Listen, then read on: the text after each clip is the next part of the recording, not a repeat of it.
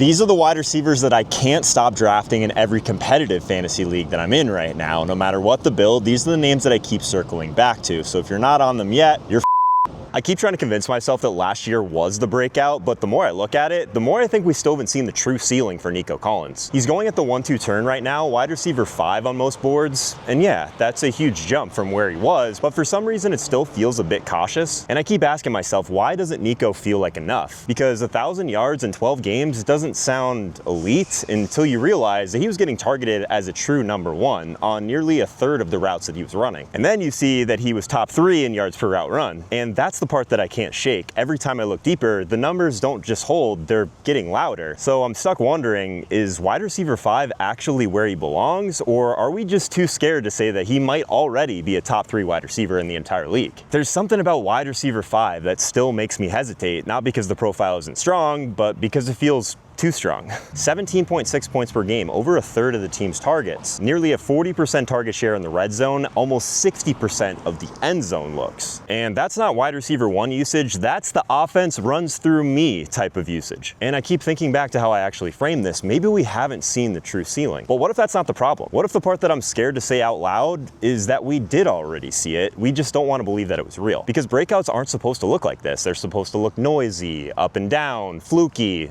But this was clean. This was efficient. Dare I say this was repeatable? And that's what keeps messing with me. Every time I'm looking for the catch, but every time I talk myself out of it because the numbers just pull me deeper in. But here's where it started to flip for me. At first, I kept telling myself he was just a great breakout story. The kind of guy who beats his ADP, flashes wide receiver 1 usage, and then comes back to earth. And then I look closer, Stephon Diggs is gone. Tank Dell, obviously he's out this year. And the rookies, not really a threat. If anything, they're just kind of traffic, and we're not scared of Christian Kirk. Suddenly, Nico isn't just the wide receiver 1, he's the only option that matters. And that's when it hit me. I wasn't waiting to see if he could break out again, I was just scared to admit that he already did. And they already paid him. They built the scheme around him, and they brought in a McVay-style offensive coordinator to make things even easier. Just everything about this offense says that Nico is the guy, so now I'm asking a different question. Was last season the floor? I'm not saying that I've got it all figured out. Nico still scares me in a weird way, not because of the role, not because of the offense, but because breakouts like this usually don't feel so clean, and when they do, I just start looking for a catch. CJ Stroud wasn't amazing last year, but are we already forgetting what he did in his rookie year and what he was doing for this offense, just uplifting everyone around him? That didn't just go away. I'm starting to think that last year might have just been a preview, and the year before that was really what Stroud is. If both of these pieces come together in the same season, it could get nuts. The ceiling's already on tape, and if we're still hesitating, maybe that says more about us than him. I fell for Calvin Ridley last year, I'll admit that, and now I'm catching myself doing the same mental math again, which probably means I'm about to get hurt twice. He finished as the wide receiver 30 last year, but played in all 17 games, cleared 1,000 yards, and that's what's messing with me. The offense was a complete disaster. Levis couldn't hit a throw, half of those targets weren't even catchable, but now Ridley's the clear wide receiver 1 again, and they bring in Cam Ward. Rookie QB, cannon of an arm, but still, a rookie. But Ridley's going in round 7, wide receiver 32 on most boards, so I'm sitting over here asking the same question over and over again. Is this the post-hype breakout, or are we just paying for the ghost of a player who just used to be a wide receiver 1? I've done this before. I've seen the targets, the air yards, and just the overall depth chart, and I start convincing myself that that's enough. But I've gone back and watched the tape, every single target from last season, games where Will Levis gave him double-digit targets, and I swear half of them never had a shot. These weren't drops, these weren't miscommunications, just not catchable.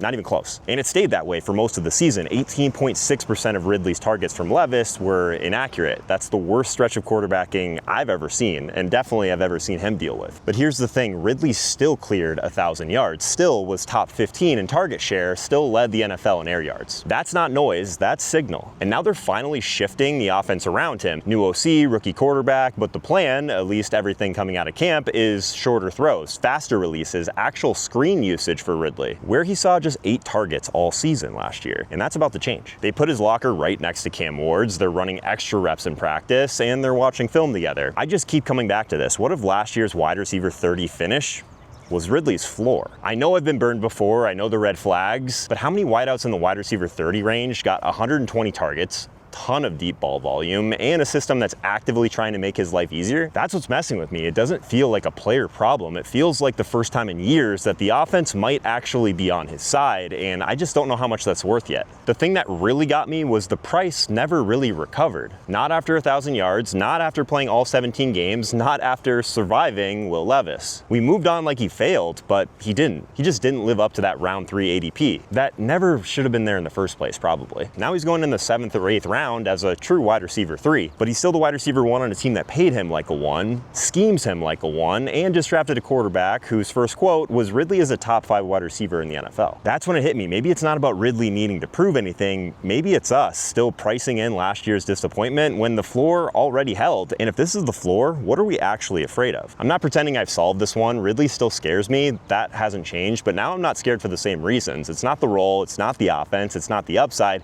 It's just that I've been burned before, and part of me still thinks I deserve it. But round 7, wide receiver 32, I can live with that. I'm not drafting him to save my team. I'm drafting him to sit on my bench and remind me that I might have been wrong. And honestly, that might be enough. You know what's funny? Drake London averaged 13 targets per game down the stretch, but it came in the slowest offense in football, so people dismissed it. It's not crazy to say that London could be the wide receiver 1 overall, and he's hiding in plain sight, still on the board in round 2. Let's sit with this for a second. 100 catches in an extremely slow-paced offense. And he's still cooked. Most guys need a scheme change to unlock their ceiling. London just needed a tempo change. Because this wasn't just a hot streak, it was volume meeting his talent at the exact right time for fantasy owners last year. He's not just padding his stats on these screens, these short routes. He's absolutely dominating over the middle, and he's beating people over the top. Timing routes, third downs, that's the stuff that travels no matter who the quarterback is. Say what you want about the Michael Penix pick, but he throws with rhythm, and you know who eats on rhythm throws? Drake London. He's proved it. I get it. Second round wide receivers don't usually come with this type of ceiling, but this isn't a breakout projection. This is a breakout that's already happened. You just don't want to admit it because of what's on top of the helmet. A team that has really not been great for us for some time through the air. I think what bothers me the most is people are acting like London's about to take this huge leap this year, but he already took it. You don't post wide receiver 1 stat lines in a bottom tier offense unless you're already different. We always say we want these target hogs at wide receiver, these guys with huge upside, but then when we find one, we act like it's too good to be true. It's not. So here's what you do. You draft him, and you draft him consistently. End of round 2, beginning of round 3, I don't care. This one's a complete gift, and honestly, the easiest dark horse wide receiver 1 I've ever seen. But real quick, if you're serious about actually beating your friends this year, go to fantasyaccelerator.com or hit the first link below. You'll get instant access to my full 2025 draft kit, rankings, sleepers, busts, cheat sheets, the same system over 12,000 players used last year to dominate drafts and steamroll their league. But here's the deal. I'm keeping it limited, so the real ones inside actually get my full attention. You'll see on the next page how many spots are left, but when it's full, that's it. The price goes up later this month no matter what as well, so now's the time to lock in. I keep trying to find a reason to fade Jamar Chase. He's the best overall wide receiver on every board, the guy that you take at the 101 and never look back. But if that's true, why does it feel like I'm cheating? He led the league in everything, catches, yards, touchdowns, red zone work, and now they're giving him more slot snaps, more motion, more freedom. So what exactly am I looking for? A flaw that doesn't exist? He's the safest pick on the board, and I swear that's the part that I can't get past because I've done this before. I've chased these can't miss guys who look perfect on paper and got smoked when the fantasy gods didn't care. I remember taking Cooper Kupp at the 103 the year after he won the Triple Crown. He was leading the league again until he wasn't. One rolled ankle and my team cratered. And now it's Chase. Everything says this should be easy, but that's what's messing with me because the moment something starts to feel this easy, that's when I start asking myself, what am I not seeing? I want to take Chase and not think twice, lock in the reward, not the risk. But last year when I said that out loud, I took Tyreek Hill at the 103. And by October, I was praying for waiver wire miracles. That's what this feels like. Too clean, too easy, and I hate that. They're moving Chase around the formation, more slot, more motion, more free releases. It should be unfair. But I've seen unfair lose people titles. I've lived through it because it's not just about Chase, it's about what happens if he doesn't hit. There's no safety net at the 101. You blow that pick, your draft's already chasing upside in round 2, praying that someone breaks out in round 8. That's the voice that won't shut up, and here's the part that keeps sliding through logic. Cincinnati has the hardest projected passing schedule in the NFL. Not top 5, not top 3, dead last. You don't just get sauce, you get Surtain. You get a fantasy playoff run where almost every matchup looks like a trap. So now I'm picturing it. You're sitting in week 15, you took Chase as your anchor at the 101, and you're staring down a 13-point game while the guys that took Justin Jefferson get 35. And you realize you never even questioned it. You just clicked draft at ADP and assumed that it would work out. This doesn't feel like a player I'm analyzing. realizing it feels like a test I'm being set up to fail because I didn't stop and at least ask the right questions. The thing that finally broke me was realizing that I never actually doubted Jamar Chase this offseason. I just didn't trust myself at the 101, because this isn't a boom or bust player I'm debating. This is a player that literally just led the league in everything, who won people weeks in fantasy last year. Chase is the best overall wide receiver in fantasy, and somehow I was acting like he still needed to prove it. There's no new breakout to predict, no system shift to project, no injury return to bet on. He's already there, and already looking at some of the Bengals' schedule, it's not like he's gonna unlock some secret risk that no one knows about. That's when it hit me. I'm not scared of Chase, I'm scared of being wrong when everyone else is right. Because if he hits and I faded him, that's my whole season, gone before October. I get it now, this whole time I wasn't scared of Chase, I was scared of looking stupid again for trusting the guy that everyone told me was safe at wide receiver, because I've done that before. Taken the chalk, taken the layup, and watched my team fall apart by week 5. But that's not this. Sometimes the guy who looks like the best overall wide receiver is the best overall wide receiver. So yeah, I still hate how easy it feels, but maybe the sharpest move is finally saying it out loud and hoping for the best. Every year, people skip right past Jakobi Meyers. Too boring, too safe, not flashy enough, but here's the part that drives me completely insane. He just posted the best season of his career,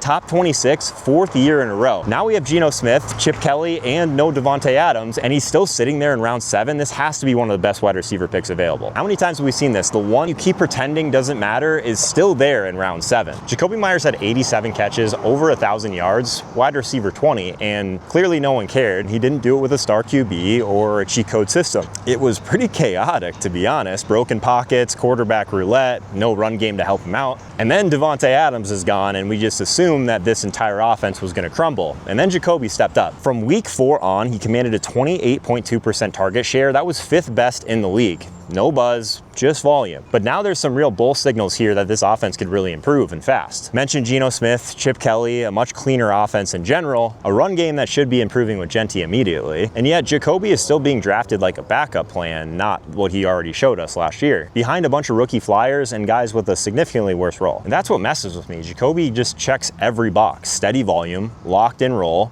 4 years of proof, but the second I hover over his name in round 7, it still doesn't feel like a win. It feels like I'm settling. But if I'm honest with myself, this is the exact spot of the draft where you should be trying to get a little bit of floor while everyone else is taking some massive swings that are kind of unnecessary. You need usable weeks in this round of your draft, especially if you're playing best ball. But every time Jakobi Meyers is there, I scroll. I don't picture the breakout. I don't picture the viral highlights on Twitter. I picture 6 or 60 and losing to a team that has like Quentin Johnson. And I hate that about myself because this isn't some sort of small sample fluke. He's done it 4 straight years, different systems, different quarterbacks with the same pretty elite result. He feels like the guy that you finally put in your lineup during a bye week and then you never take him out. He's a guy I barely ever drafted in the past, but this year I think it's different. I think he actually might be one of the best picks you can make. Geno's definitely not perfect, but we've seen it. He's competent, and Chip Kelly, he's going to bring some tempo, some rhythm to this team, and then they draft Ashton Genty, a back who can actually move the chains consistently. Last year, the Raiders were dead last in rushing EPA. This year, the field should probably open up a little bit, and that should only help Jakobi Meyers, right? More rhythm, better space, better timing, even Brock Bowers clearing out the seam. But I still hesitate because I've seen this before. The offense gets better, and then the chain mover, aka Jakobi, disappears. The guys who completely thrived in chaos, yet kind of get pushed aside once everything in the system starts finally clicking. And I don't know if that's about to happen to Jakobi or he's about to break out in a big way, because he's not breaking 40-yard plays, he's not scoring 12 touchdowns, he just gets open consistently, makes catches, moves the sticks. That's the exact part of this that makes it so hard. You would think a guy like Geno Smith would thrive with a player like Jakobi and his skill set. Regardless, when it's my turn to draft, I want someone who could win me a week. But Jakobi,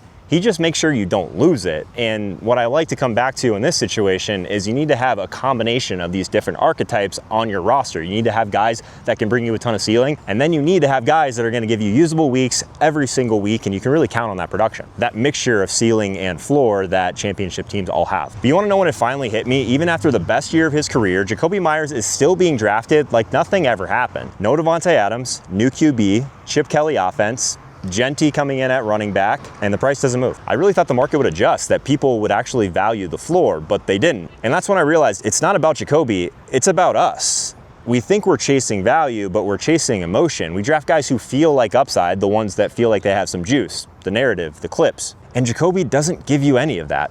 he just produces. Top 26, 4 years in a row. So what if this entire time he's not the wrong pick, he's just the one that you don't brag about, but you still win your championship? So I used to scroll past Jakobi Meyers like everyone else, but at some point, fine stopped meaning average. It started meaning reliable, bankable, like week winning. He's not a swing for the fences pick, and maybe that's the point, because in round 7, he's the best wide receiver left and the only one who's already done it at a high level. This year, I'm not skipping him. I'm circling his name. But if you're not ready for my full draft kit yet, you can still get my top 150 rankings totally free at top150free.com. It's the exact list that I'm using in every draft this year, but odds are one of your league mates already has it. If they do and you don't, you're gonna feel it by round 3. So grab yours now. It takes 30 seconds. It might save your whole draft. What if I told you the most underrated slot wide receiver in fantasy gets more separation than almost anyone in the league, and he's going 40 picks too late? Josh Allen ranks top 3 in target rate per route run among all NFL wide receivers last season. It's 29.7%. That's not a fluke. That's a player who consistently earns targets. He caught 76 passes for 103 yards and 5 scores on just 394 routes. That type of efficiency is better than Debo, better than DJ Moore, the list goes on.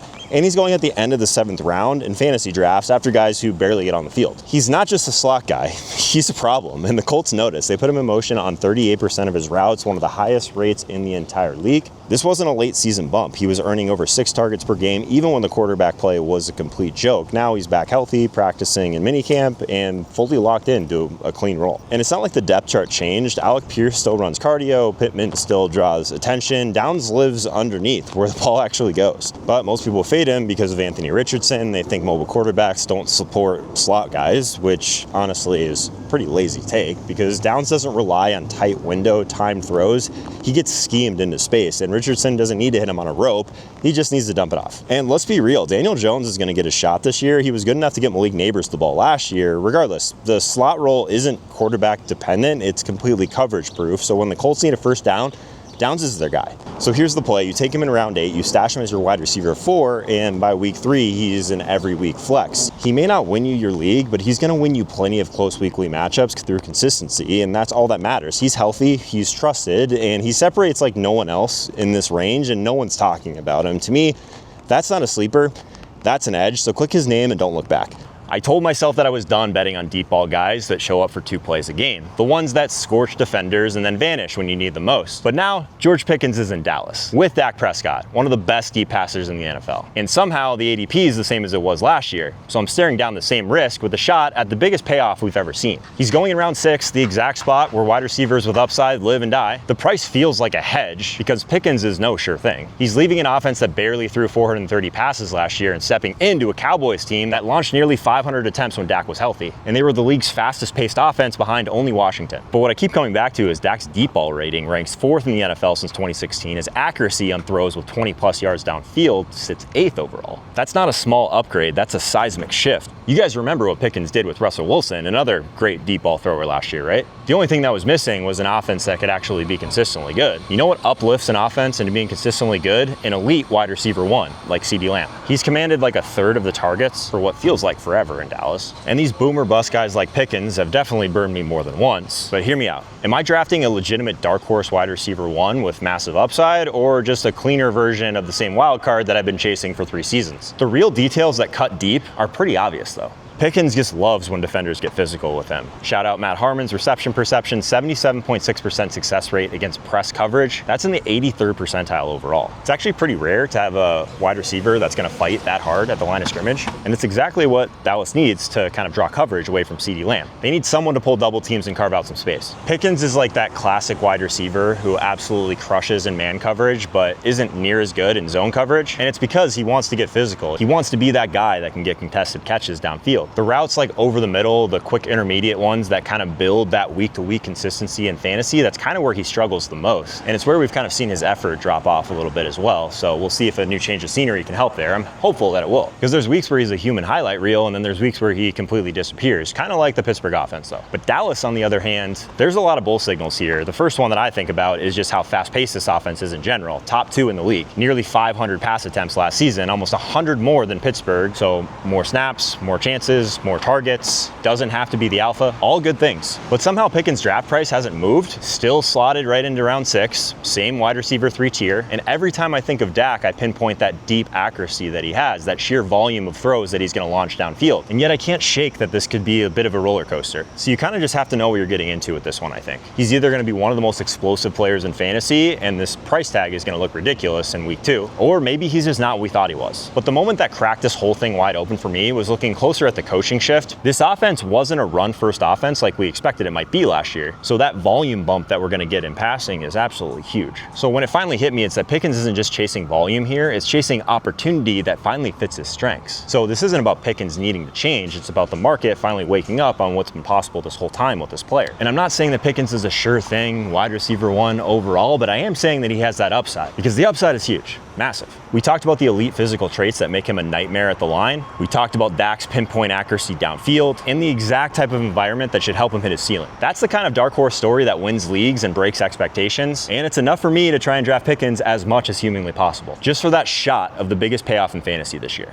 Every year, someone finishes as a wide receiver 1 overall, and most years the guy was hiding in plain sight. But every now and then, there's a guy that none of us saw coming, a true dark horse. This year, it might be DJ Moore, and he's going in round 5. The guys in this range are like DK Metcalf, Cortland Sutton, Devonta Smith, and I keep staring at this group, wondering how DJ Moore ended there. Because on paper, it looks like safety, but it didn't feel like it. He only gave you 4 top 15 weeks all year. That's not safety, that's just kind of showing up. The new staff hasn't locked him into a role just yet. They're talking about moving guys around and still figuring it out. The quotes are actually kind of annoying. And fantasy owners were still chasing that ceiling from Adunze. They drafted Burden and Loveland, and everyone's acting like DJ Moore still isn't the best wide receiver on the team. And I get it, he ran the 4th most routes in football and somehow averaged the fewest air yards per target of his entire career. The volume was there, the juice was not. So now I'm stuck between 2 pictures. One where Moore is just a floor play, slow, steady, forgotten. And one where the most talented pass catcher in a totally rebuilt offense is getting drafted behind guys who haven't even played an NFL snap. But the real edge is I don't think people realize how much better this offensive line is for Chicago now. Arguably the most improved offensive line in the league going into 2025. And I keep going back to it, DJ Moore, 98 catches last year. That was the most of his career, but you go watch the routes and it's like all screens, crosses, like these short little outs. Everything inside like 5 yards. And that'd be fine if he did anything with them, but Moore ranked 29th in route win rate and his deep targets just 13 all year, lowest since his rookie season. For a guy that used to be top 10 in yak, that's not a usage shift, that's kind of just a downgrade of the offense in general. And then there's this, when your head coach has to pull you aside just to tell you to show more energy on the field. That's not motivation, that's frustration. He just looked like a little bit more of a cancer than we'd like to admit at times last year. But it was his OC, his wide receiver coach, and his QB all hyping him up this offseason. And that's the part that I still can't get past, despite Moore saying that he's not exactly sure what his role is going to be. The Bears did vacate 120 targets that Keenan Allen left behind. That's not normal. So DJ Moore's just there waiting, severely underpriced in fantasy. As the most talented pass catcher on a team that just lost his top target earner, even if he wasn't explosive. Trust me, I still want a Dunze to happen as well. I'm with you there. And yet Moore should be the answer. Yet he's kind of the biggest question mark, but that goes both ways. This might look really bad, or he could go completely nuts and be the wide receiver 1 overall in fantasy. We've seen the explosion before. So it's not like we're making up this hypothetical ceiling for DJ Moore. But the thing that finally made it click was realizing Ben Johnson isn't just rebuilding Detroit's offense in Chicago, he's doing kind of the opposite. In Detroit, they protected Jared Goff, play action, checkdowns, short reads. But in Chicago, it seems like Johnson's installing a new system that leans more into that chaos, more early down throws, more over the middle designs, and a little bit more responsibility to the quarterback. We'll see if Caleb Williams can handle it, because Ben Johnson's not designing this offense to hide him, that's for sure. Maybe it unleashes him, we'll see.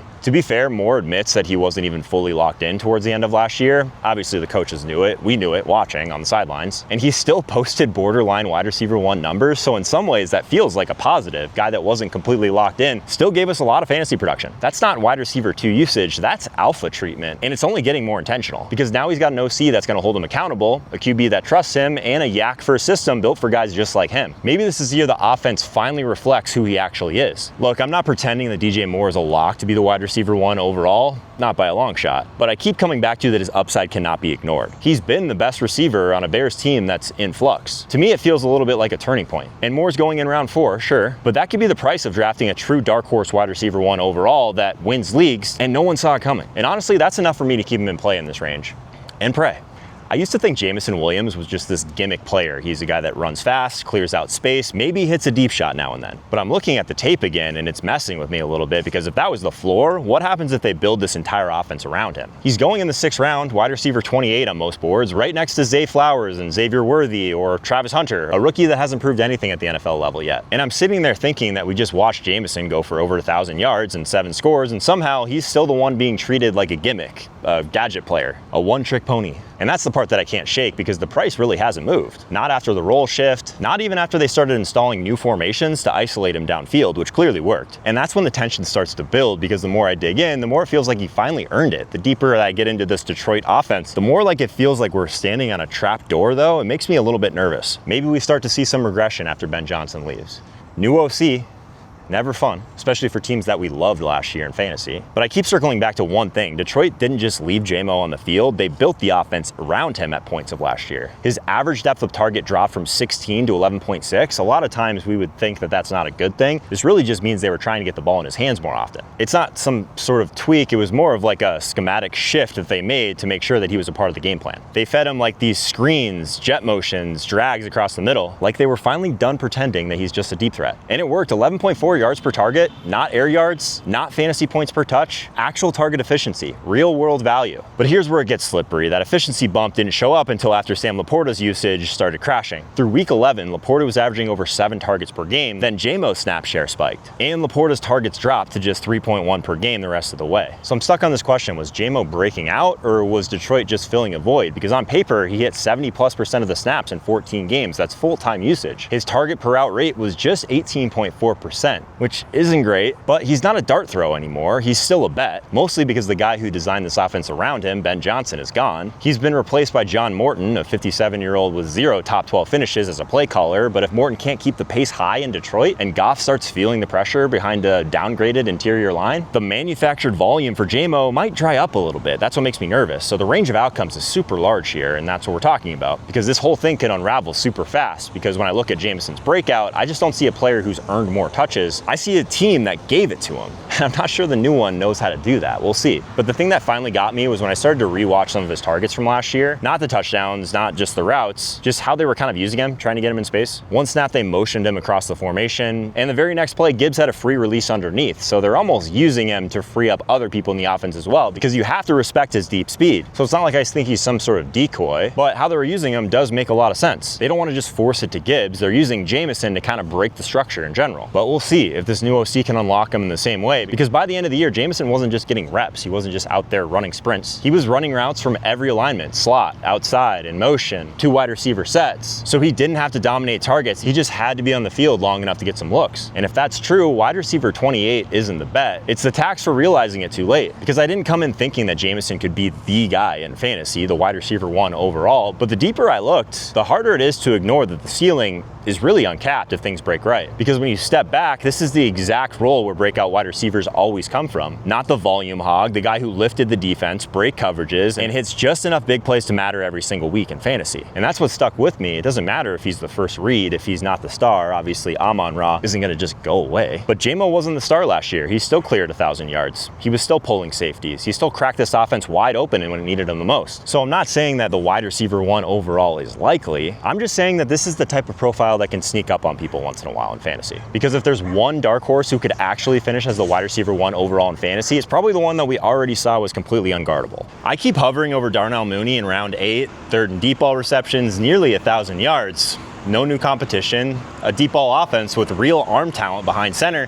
If this is my number 1 wide receiver sleeper, why do I still feel like I'm trying to talk myself into it? He's going in round 8, and if all you looked at was the box score, 64 catches, nearly 1,000 yards, it makes perfect sense. Wide receiver 31 finish, played in 16 games, rare deep ball skills, but that's not what makes him a sleeper. He absolutely nuked Tampa twice. Over 80 yards in both games, scored twice. The kind of plays that flip matchups on its head in fantasy and make you believe that this guy's finally breaking through. And then Penix steps in and everything stalls out. He had the same role, the same routes, but we kind of lose the result. And suddenly it's not about whether he can produce, it's whether you can trust when it's coming. That's the dilemma. Are you drafting Mooney for what he just did or for the version that you think he could be? And that's the part that keeps circling in my head because I've done this before. I've seen the markers, the volume, the price tag, and I convince myself it's all lining up for something. Sometimes it hits, but most of the time I'm stuck with a guy that I can't start and I can't really drop either. I'm just waiting for one more boom week that never comes so I can sell high. But Mooney feels different because this time the volume wasn't fake. 107 targets, over 1,300 air yards, and the man ran 503 routes last year. That's top 30 in the league. It wasn't a random spike. He was a part of the offense every week, every snap. And the deep roll wasn't theoretical either. 24 deep targets, that's top 5 in the league. He averaged 15.5 yards per reception. That was 13th best. He won routes against man, he stayed healthy, and for the first time in years, his path wasn't blocked. There was no DJ Moore, no rookie first rounder that slotted ahead of him. So yeah, maybe I'm doing it again, but this time I'm not chasing a flash. I'm betting on timing, and for a wide receiver 5 in round 8, I'll take that swing. The thing that finally hit me was realizing that he didn't just pop off in a few games. He held that role for 16 straight weeks. No collapse, no in-season benching, no fade really when a rookie quarterback took over in terms of volume. Just a 92.4% snap share in a brand new offense while leading the team in targets, air yards, and total routes for most of the year. And nothing's changed. They didn't draft another wideout. They didn't sign a target earner. They just fully committed to their young quarterback with a better deep ball and left Mooney's path untouched. This wasn't a splash signing or like a spike stretch. This is a full season starter. Top 10 in deep targets, still being drafted outside the top 50 of wide receivers right now. And that's when it clicked. Maybe for the first time in years, Mooney doesn't need perfect usage to matter. He just needs one throw per game from the guy who can finally get it there. But I know what this looks like. Another deep threat, another maybe, another guy that I'm supposed to squint at in round 8 and say, this could be the year. But when I actually slow down, it's not a maybe. He's not a stash. He's definitely not a what if. He's a guy that's already done it and nobody's talking about him. So maybe that's the shift. I'm not taking Darnell Mooney because I'm desperate for a breakout. I'm taking him because he already did the hardest part and no one seemed to care. So yeah, I'm going to be the one that's trying to draft him as much as possible because this isn't a dart throw. At least for right now, he's my #1 wide receiver sleeper, and it's time I stopped pretending that I didn't believe that.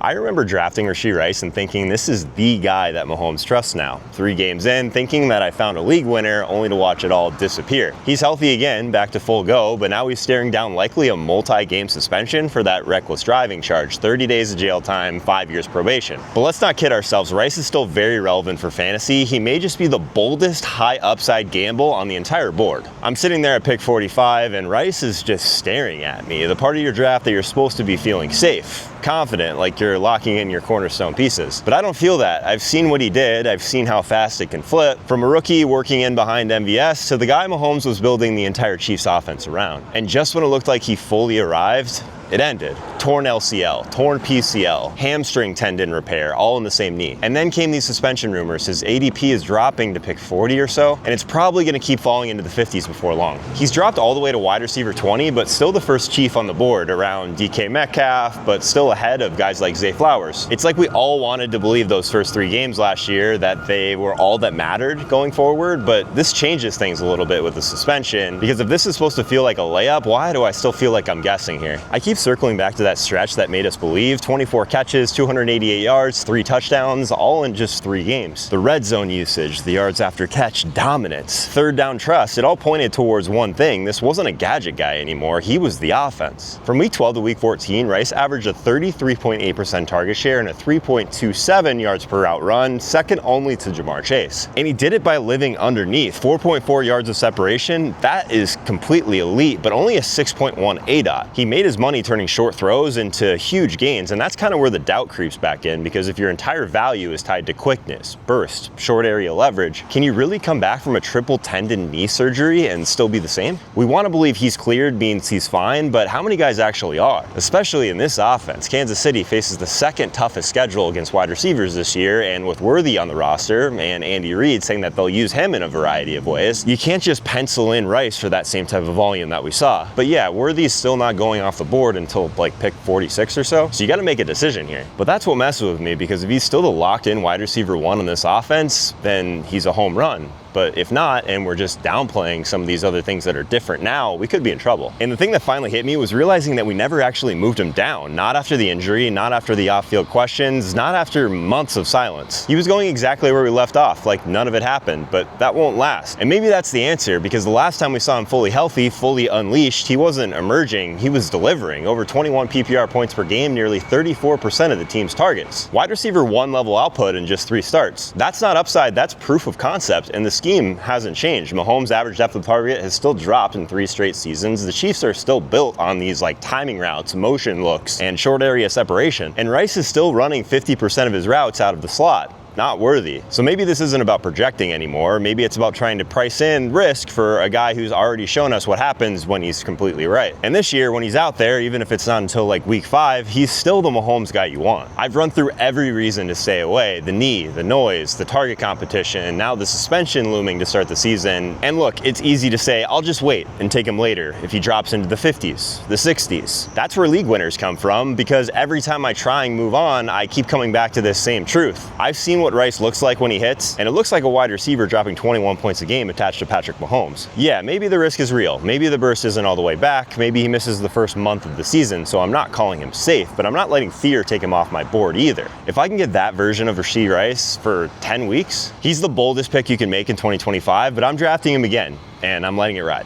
Every year, a rookie wide receiver comes out of nowhere and flips the league on its head. Puka Nacua, Amon-Ra St. Brown, Justin Jefferson before that. And every year, one gets buried behind veterans and disappears before October. But Chris Godwin hasn't played a full season since 2018. Mike Evans turns 32 this month. And now Baker Mayfield is out here calling Emeka Egbuka the real deal, saying that he can line up all over the field, in all 3 spots. So if Godwin's recovery drags a little bit, or he misses time again, are we about to watch a first-round rookie take over in Tampa Bay and break fantasy leagues? And Buka's going in round 11, about 122 overall. The wide receiver 51 range, like right around wide receiver 50. So that's the sticker price on him right now. On paper, I get why. Evans is still penciled in around 110 targets, but age 32, Chris Godwin. And when Chris Godwin's right, he lives in the slot, the same real estate where Egbuka did most of his damage at Ohio State. 81% of his snaps were in the slot. And it's not just the vets. Jalen McMillan closed the season on an absolute heater. 7 scores over his last 5 games, over 300 yards. This team also changed its mindset at one point during the season, where they really tried to be a run-heavy team, trying to be physical, play the type of football that wins in the playoffs and in December. But this year, when I stare at this depth chart, it's easy to say first-round rookie,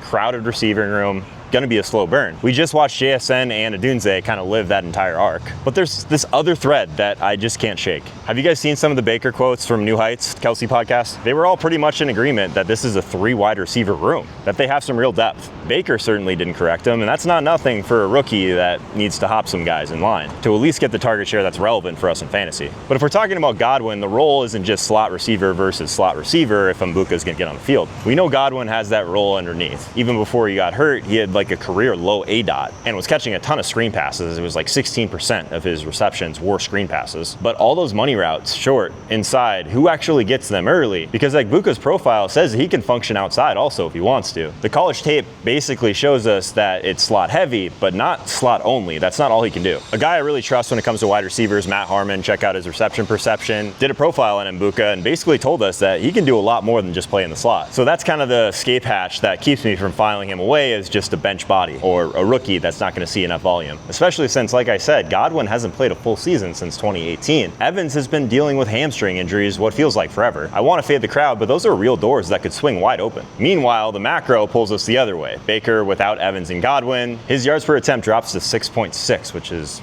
not good. So if the vets miss time and the volume dips across the board, are we hoping that like the Egbuka talent is what overcomes this? Anytime I'm making a bet against volume, it makes me a little bit nervous. Or is that exactly why this is priced in at like wide receiver 51? Those are the 2 walls that I keep bouncing up against with this one. The label says that he's probably a stash, but every time I walk away, another breadcrumb makes me feel like I need to get in quicker. And I can't tell if that's me seeing an edge or if it's just me talking myself into a rookie in a crowded wide receiver room. Been there before. But we know that we want to take shots on these wide receivers receivers, especially rookies with a ton of talent. I keep trying to tell myself this is JSN or Dunze all over again. First round rookie, crowded room, have some patience. You draft him and you just stash him until November when it really matters. And that logic should kind of close the book on this one, but then I go back and look at how Tampa actually played down the season. They started the year throwing, and then post-bye, they absolutely cratered. They just ran the ball a ton. First time play caller saying out loud that they want to be physical, that they want to run the ball. So fewer routes, slower tempo, but maybe that says more about Bucky Irving and what he did last year than it does the wide receiver group, just because they weren't that healthy last year once Godwin went down. It was basically Mike Evans and everyone else. Because when Chris Godwin's healthy, they pepper him underneath, and they have been skewing pretty pass heavy the entire time Baker's been there. I guess what I'm getting at is there's multiple doors here that he can walk through. He can either win on the outside, like the tape shows us he can, or if Godwin goes down, maybe he goes into the slot where he's most comfortable and where he was most productive in college. Either way, wide receiver is going to look really good. I'm a little bit worried about the offensive line. Worse knee puts a lot more pressure on the passing game to produce and to get the ball out quick.